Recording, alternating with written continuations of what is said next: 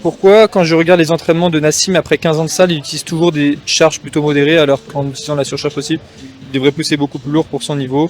Parce que Nassim bloque lorsqu'il ne sait plus avec la technique parfaite, du coup il préfère avoir un mouvement millimétré et gérer son intensité avec plus de tempo et plus de reps, ce qui est une erreur.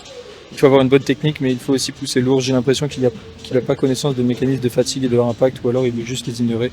Alors après j'ai remarqué un truc avec les coachs en France, c'est qu'il faut pas se poser des questions, ils suivent à moitié les études, ferment les yeux sur le physio et préfèrent rester sur ce qu'ils savent. Voilà, dingue, j'ai mis ça clash de ouf en commentaire. Mon neuf, en fait, moi, il y a un mot qui va décrire tout ce que tu vois tout le temps partout. C'est génétique et produit anabolisant. Bref, tous les entraînements du monde peuvent être valides.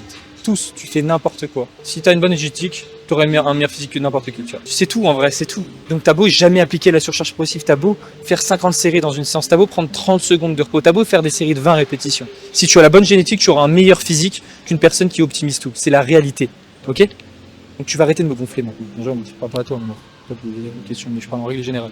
C'est ça, c'est tout. Et t'as les produits dopants derrière, tu vois. C'est juste ça. C'est juste ça. Tu vois ce que je veux dire? Juste ça. Et on peut rien y faire. Parce que malheureusement, tu veux faire quelque chose, bah tu pourras rien faire. Ça va rien dire ce que je dis. En fait, il y a quelqu'un qui me regarde, du coup, je suis en train de stresser. Il y a une meuf qui me regarde en train de manger une banane. Du coup, j'ai cherché mes mots parce qu'en fait, tu vois, il y a ma caméra.